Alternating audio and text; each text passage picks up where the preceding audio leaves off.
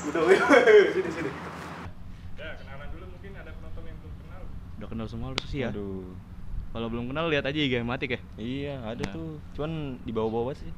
Halo, gue Ridho Alfarizi, gue selaku Ketua Hipmatik Kabinet Eclipse periode 2022-2023. Dan sebelah gue Oke, saya Farhan Adi Nugraha. Saya sebagai Wakil Ketua Hipmatik di Periode Kabinet Eclipse. Kalian ngapain aja di kabinet Eclipse? tidur gak sih? Lu dulu nih. Banyak hal yang sudah kita lalui sih. Iya. Masalah-masalah yang menerjang, ya. Iya. Roastingan dari orang-orang, ya. Terus juga Dari ya, cutting, banyak lah. ngetes mental lah ya. Iya. Ya sebenarnya banyak sih kita laluin dan plus minusnya naik turunnya ada semua. Jadi Iya. bisa dibilang banyak pengalaman juga yang kita dapat dari Hipmatik sih ya. Bener. Kenapa kalian mau jadi KAIM atau KAIM? Lu dulu, gue dulu nih. Lu dulu dah. Ya udah. Kalau gue sendiri ya waktu itu kenapa ya mau jadi kahim? Kalau gue pribadi waktu itu emang gue tuh pengen, pertama sih alasan paling utama ya, satu biar himpunan ini tuh tetap ada, dan yang kedua juga gue tuh pengen memimpin suatu hal yang menurut gue tuh emang positif gitu, memberikan banyak dampak positif kepada orang-orang. Jadi nggak cuman gue belajar atau dalam fokus akademik, dan ya gue mencoba aja gitu, mencoba jadi ketua untuk himpunan yang bisa memberikan manfaat kepada orang banyak sih. Nggak tahu nih kalau wakil gue nih, apa lo jadi wakil gue? Oke, kalau saya sendiri ya, saya tuh dari dulu tuh apa ya, ya pasif-pasif aja gitu orangnya ya. Terus di kuliah ini saya pengen, aduh ini kayak kurang gitu, hidup monoton banget ya. Kayak butuh tantangan. Saya juga ada impian yang lumayan besar, yang dimana saya di sana harus jadi seorang pemimpin gitu. Nah di sini saya tuh memiliki niat jadi Wakahim buat mengasah kemampuan kepemimpinan saya gitu. Kayak terjun langsung gitu ya. Iya bisa. Kayak orang kan join bootcamp. Iya benar. Wah ini ngapain? Langsung aja terjun langsung. Iya. Gitu. Oke, penilaian kalian tentang semua kegiatan tahun ini gimana? Biasa aja apa seru banget? Kalau menurut gue pribadi ya, kalau overall kegiatan selama kabinet kita nih, kabinet Eclipse itu sangat seru sih. Terutama di beberapa kegiatan yang emang gue udah turun langsung juga, itu bisa ngeliat keseruannya mereka, terus keseruan partisipannya, terus juga keseruan panitia-panitia dan keseruan dari Hipmatiknya itu sendiri. Ya jadi overall kalau dari gue tuh cukup sampai sangat seru lah, nggak ada yang nggak seru. Kalau salah ya emang seru semua, kita tuh seru semua, pecah semua. Kalau nggak tahu nih kalau di wakil gue nih. Kalau dari saya ya lumayan seru lah ya. Banyak acara-acara yang sudah kita handle gitu. Walau masih banyak kekurangan, ya berharapnya di periode selanjutnya tuh lebih diperbaiki lagi lah. Bisa lebih wow lagi gitu acaranya. Atau lebih bervalue lagi, lebih mempunyai benefit bagi orang banyak, bagi mahasiswa-mahasiswa yang ada di TIK. Apa momen yang gak terlupakan pas jadi KAIM atau KAIM? Pertama sih tentunya tuh pas pembentukan kabinet nggak sih? Kita tuh wah chaos batu. Bentuk kabinet, nyari BPH, nyari kadep, terus juga minta formatur buat jadi lead bank kita. Itu pokoknya di awal-awal tuh nggak terlupakan banget sih, bantuan-bantuan dari angkatan-angkatan atas, terus juga dari yang lain, dari teman-teman juga saat pembentukan kabinet. Nah itu paling berasa, dan juga pada saat di tengah-tengah perjalanan di mana itu ada masalah-masalah, mulai banyak roastingan atau mungkin banyak evaluasi dari orang-orang gitu kan. Terus juga apa ya, evaluasi dari dalam kita juga. Dan yang ketiga itu saat closingnya sendiri, itu bener-bener wah banget. Gue kira bakal biasa aja gitu saat demisioner kemarin, saat lepas sertijab kemarin, ternyata wah berasa banget, masih teringat selalu lah gitu pada saat sidang kemarin dan juga pada saat lepasan kemarin, sertijab kemarin. Itu tiga hal itu sih yang paling gak terlupain kalau menurut gua. Kalau menurut gue ya, yang awal-awal kabinet dibentuk itu kan kita ada wawancara-wawancara ya. Ya itu juga lumayan menyenangkan lah, mewawancara teman-teman kita dan adik-adik kita untuk yang beroptimis gitu untuk jadi BPH dan staff. Kemudian di acara-acara gede yang diadain oleh MPM tuh itu lumayan bikin membekas gitu di ingatan. Soalnya kita di acara-acara itu tuh pasti ada dokumentasi kan. Dan di situ kita paling banyak ngumpul di situ. Ada foto bareng-bareng gitu kan di depan landmark. Belum nanti ada closingan di mana gitu ya. Iya, nggak tahu. Sama yang paling nggak terlupain sih ya beban inilah, beban Nuril sebagai seorang pemimpin tuh. Kayak lu dalam sehari itu nggak tenang gitu pikiran. Kayak ada yang gue lupain nggak ya? Ada yang belum gue kontak nggak ya? Terus acara gue nih kayak rocker agenda nih berjalan lancar nggak ya? Siapannya aman gak ya? Iya. Terus kayak overthinking juga masih ada lah. Kayak gue nih mimpin kayak gini nih bener nggak ya? Kayak di hadapan pikiran orang lain tuh gue kayak gimana gitu. Cuman ya ini aja, ngalir aja lah. Kalau waktu bisa diulang kalian mau ngapain aja? Kalau dari gue sendiri ya, kalau waktu bisa diulang mungkin ya gue bakal perbaiki apa maksudnya dari yang kemarin itu gue ngelakuin hal yang lebih baik lah.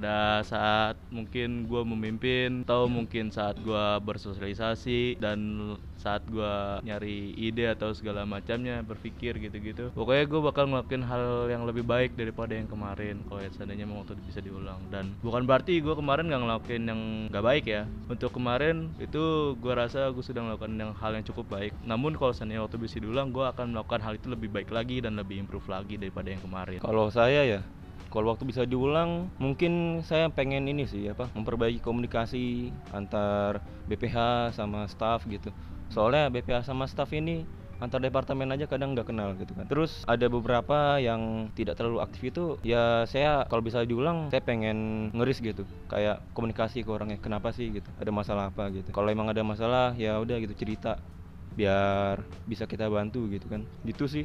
Jadi sama aja jawabannya, lebih baik lagi. Capek nggak 2 tahun di Matik dan dapat apa aja tuh? Kalau dari gua nih 2 tahun di Matik ya, pertama sebagai staff. Pas lagi jadi staff itu sendiri, terutama di biro kreatif itu gua jujur capek dapet capeknya. Pasti capek gitu.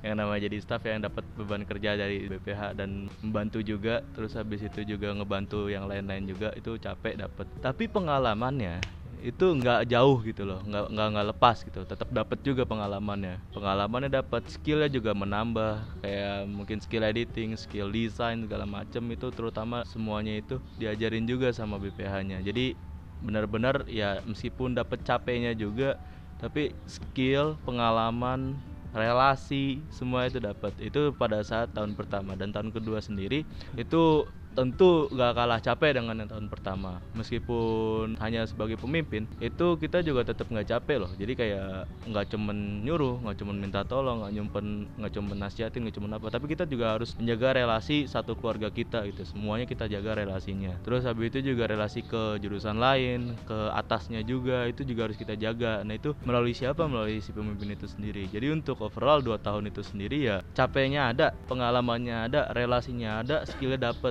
Jadi alhamdulillah positif negatifnya jadi tetap ada lah, jadi seimbang. Kalau dari gue sih gitu. Oke, kalau dari saya sendiri ya, selama 2 tahun ini sama yang jadi staff itu ya lumayan sih manfaatnya. Cuman tidak sebanyak yang periode kedua. Soalnya kalau staff kan kita kayak dikasih tugas gitu kan, dijalanin. Terus banyak dapat relasi, tapi kan relasinya kayak terbatas di satu departemen kalau emang gak mau explore ya. Kalau mau explore lah bisa kenal semuanya. Cuman kalau yang di periode kedua nih banyak banget manfaatnya. Soalnya gue ini orangnya kurang berani lah gitu kan. Kurang berani mengambil keputusan yang beresiko. Terus kalau jadi pemimpin ini saya tuh jadi jadi lebih banyak berpikir juga sebelum mengambil tindakan kan. Soalnya kan sang pemimpin itu bisa menjadi sangat berdampak untuk suatu organisasi yang dia pimpin. Kemudian saya juga ya lebih berani lah mengemukakan pendapat saya gitu, tidak takut. Terus manajemen waktu, manajemen tim, dan manajemen orang-orang itu juga dilatih tuh di saat menjadi pemimpin. Pemimpin yang bagus itu bisa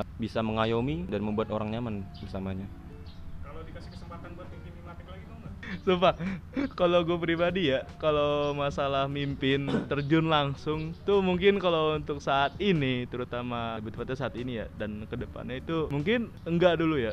Terus juga ditambah banyak faktor juga yang bikin gue nggak bisa langsung terjun langsung gitu, terjun secara langsung. Tapi mungkin kalau ngebantu dari luar, nge-backup dari luar, atau mungkin jadi formatur segala macem buat ngebantu, ngebina ke depannya gitu, ngebina pemimpin yang di bawah kita gitu, yang sedang berjabat, yang sedang memiliki kabinet. Tuh gue mau aja mungkin buat ngasih ide-ide gue, saran-saran gue itu. Jadi nggak terjun langsung, nggak bener-bener mimpin sampai 2 periode, nggak.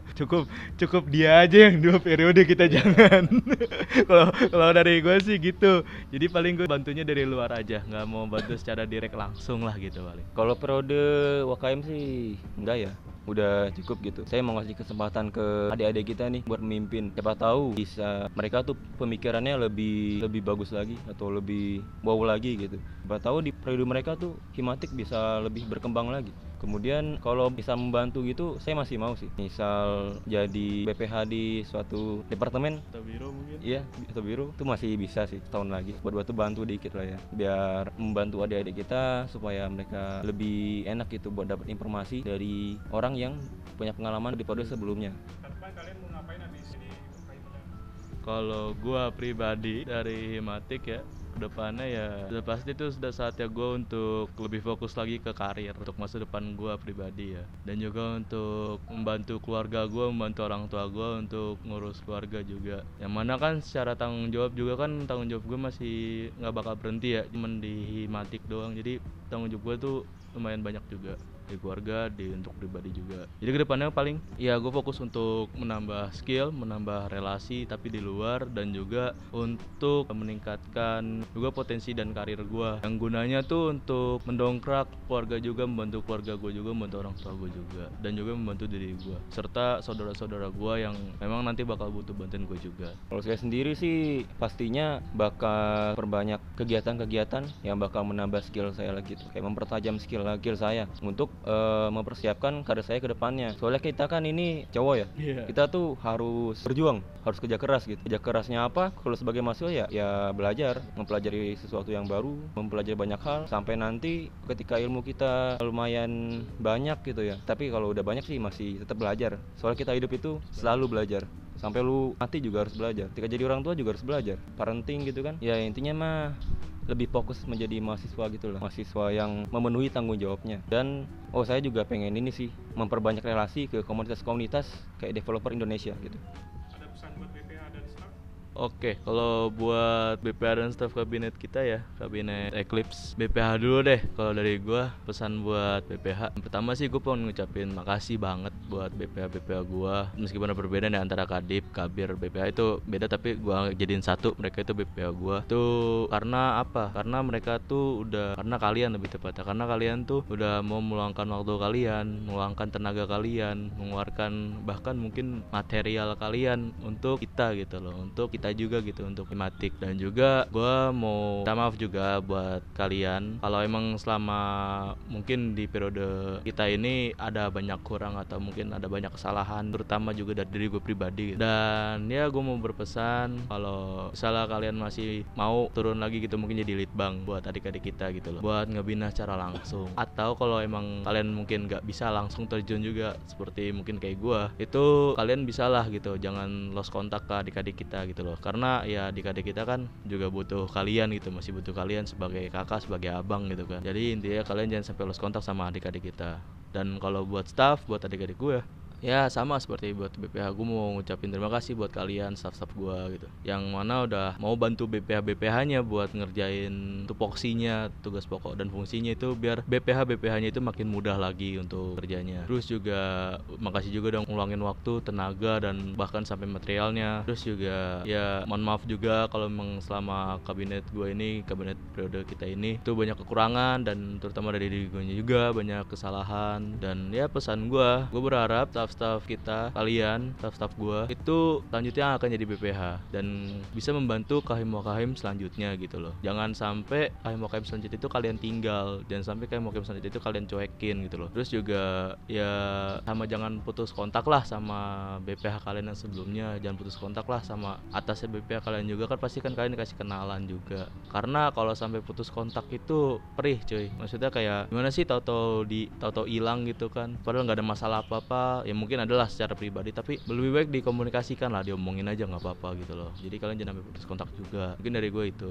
Kalau misalnya dari Farhan nggak tahu. Oke, kalau dari saya ya pesan untuk BPH sama kayak Rido tadi, saya juga pengen banyak-banyak berterima kasih gitu kepada BPH dan staff karena sudah berjuang dalam satu periode ini. Tanpa kalian tuh kita ya apa gitu ya, nggak bakal jalan gitu. Terus BPH tadi udah di-mention Rido, jangan lost kontak. Kayak misal ada staff yang bingung nih, BPH yang bingung, BP yang selanjutnya maksudnya bingung kayak tugas tugas kita tuh apa sih di departemen ini atau biro ini. Nah itu jangan dicuekin gitu, kayak dikasih tahu aja lah. Soalnya kan kalian masih punya tanggung jawab lah untuk memberitahu dan mengarahkan adik-adik kita. Kemudian untuk staff ya, untuk staff ini saya sangat merasa kalau staff kita tuh sangat antusias ya, keren banget angkatan 22 ini. Semoga staff-staff yang lanjut bisa semangatnya tuh tidak turun gitu, tetap semangat untuk membangun dan berpartisipasi di Himatik ini supaya Himatik menjadi Himatik yang lebih baik lagi ke depannya. Terus lagi ya, oh ya, untuk BPH lanjut litbang dan staff yang lanjut BPH intinya semangat.